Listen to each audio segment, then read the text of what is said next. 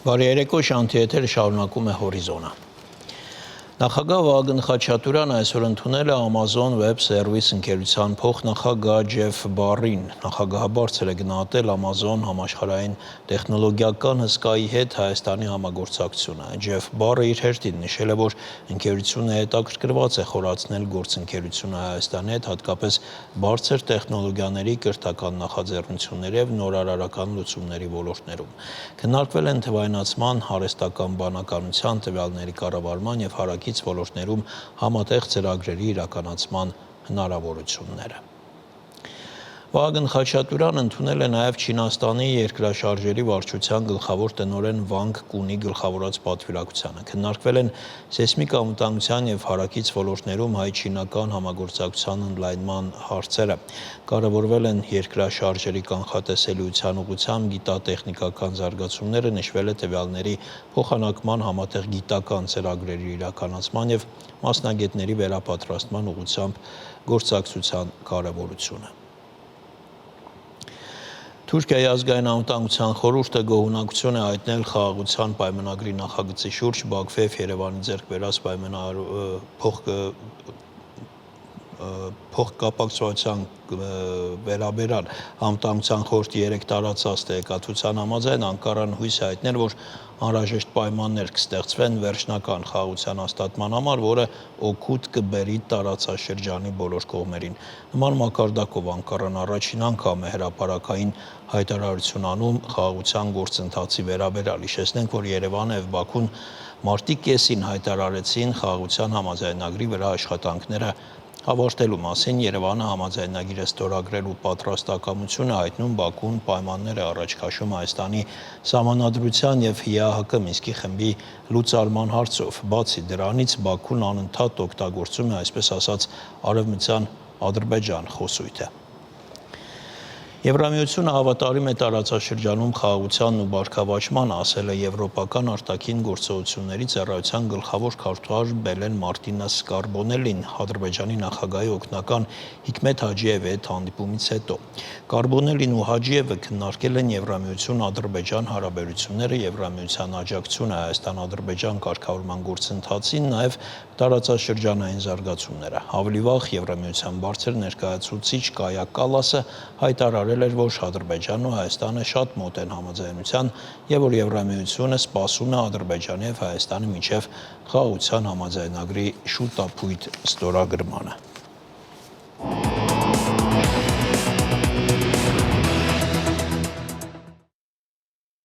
Բաքվի բանտում գտնվող սփյուռքահայ ռազմագերի Վիգեն Էուլջեքջյանը երկարատև հացադուլի հետևանքով ուժասպառ է եղել և տեղափոխվել է հիվանդանոց։ Տեղեկությունը այս մասին տարածել է Ապրելու երկիր կուսակցության նախագահ Մանե Թանդիլյանը։ Շարունակենք Արտյոմ Երկանյանի հետ։ Արտյոմ, ինչ հայտնի նախ նրա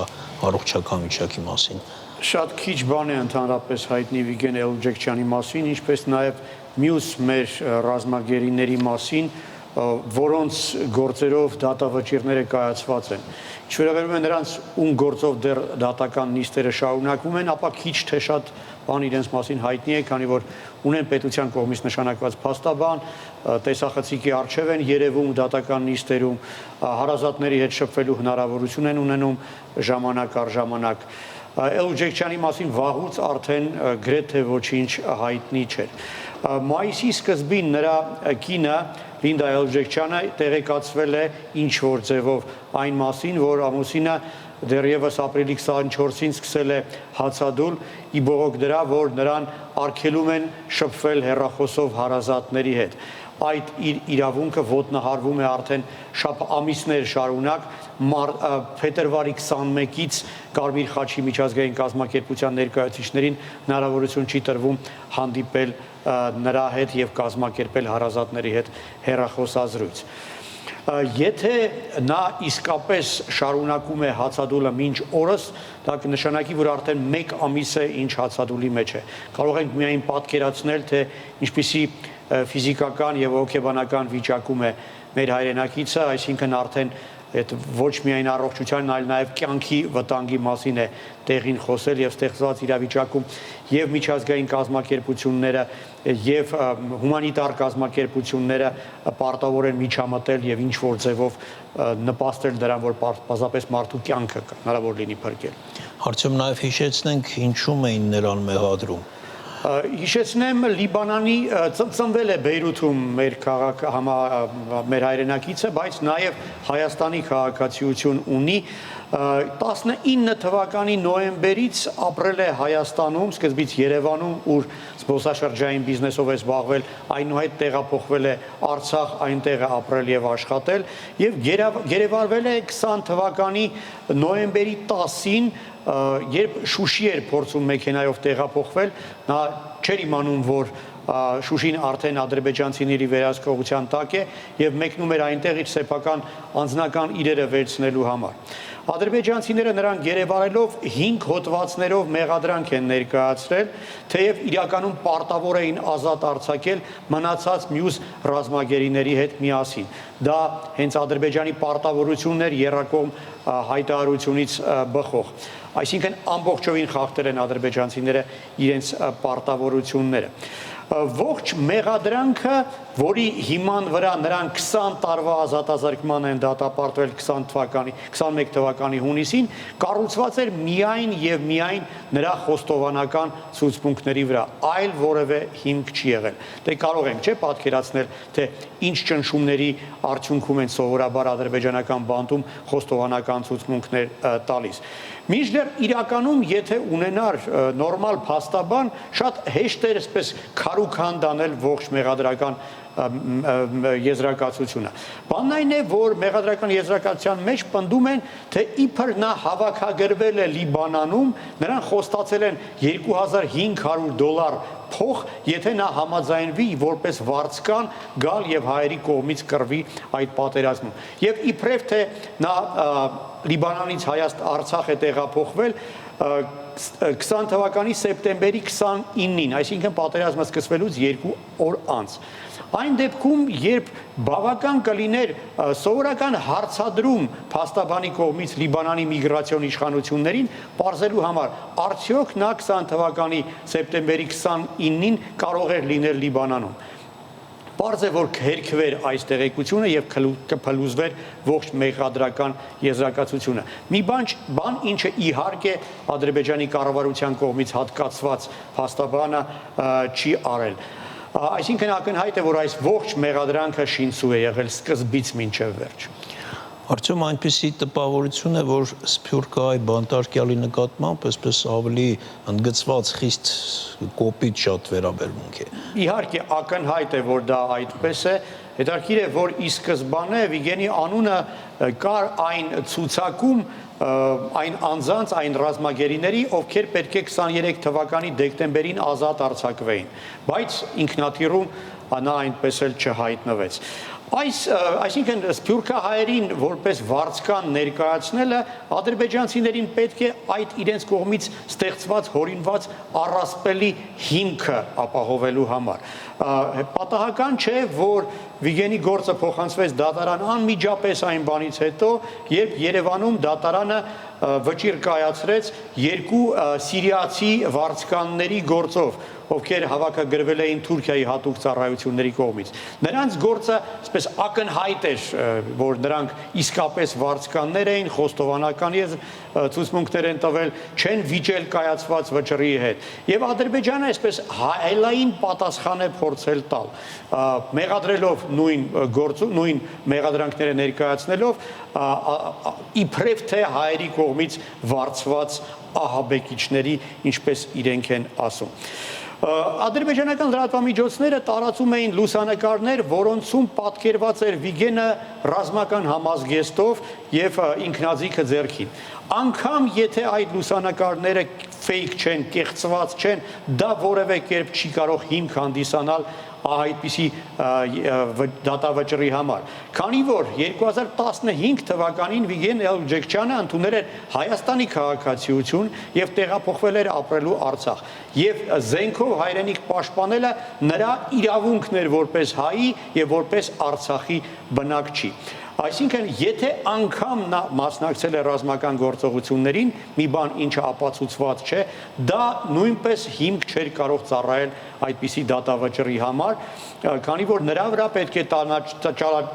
տարածվեին հումանիտար բոլոր միջազգային նորմերը, իսկ Ժնևյան կոնվենցիան պահանջում է, որ ռազմագերիները ազատ արձակվեն ռազմական գործողություններից հետո։ Հետարքիր է, որ անգամ մեղադրական եզրակացության մեջ չէր ասվում, որ նա մարդ է սպանել, իսկ եթե այդպես է, նա որպես շարքային ռազմագերի պետք է ազատ արձակվեր։ Արդյոք իսկ ռազմագերիների թվում կան էլի սփյուռքահայեր, ու նկատի ունեմ մարդկանց, որոնց հետո կարող են նորից որպես վարձկան ներկայացնել։ Իրականում շատ քիչ ինֆորմացիա ունեն, ժամանակին Սփյուռքի հարցերով հանձնակատար Զարե Սինանյանը հայտարարել էր, որ 3 սփյուռքի հայեր ադրբեջանական բանտերում են գտնվում, 4-րդը Մարալ Նաջարյանն էր, այն կինը, որին հաջողվեց ազատ արձակել միջազգային լրջագույն ճնշման արդյունքում եւ Ռուսաստանի Պետդումայի նախագահ Վալենտինա Մատվիենկոյի անձնական միջամտության արդյունքում, նա Լիբանանի քաղաքացի էր նաեւ եւ վերադարձել է Լիբանան։ Այժմ որևէ ստույգ տեղեկություն չունենք այն մասին, թե քանի սփյուռքահայ կա բացի Վիգենից ադրբեջանական բանտերում, ըստ իրենց տարածած հայտարարությունների 23 հայ կա, ովքեր կամ ամբաստանյալ լիաթոռն են, կամ արդեն որոնց գործով վճիռ է կայացված, կամ դեռևս մեղադրանքը դատարան չի փոխանցված, բայց նաև կան այլ տեղեկություններ, որոնց համաձայն իրականում ավելի շատ է այդ թիվը, եւ չի բացառվում, որ նրանց թվում կլինեն նաև սփյուռքահայեր։ Շնորհակալություն, Արծու։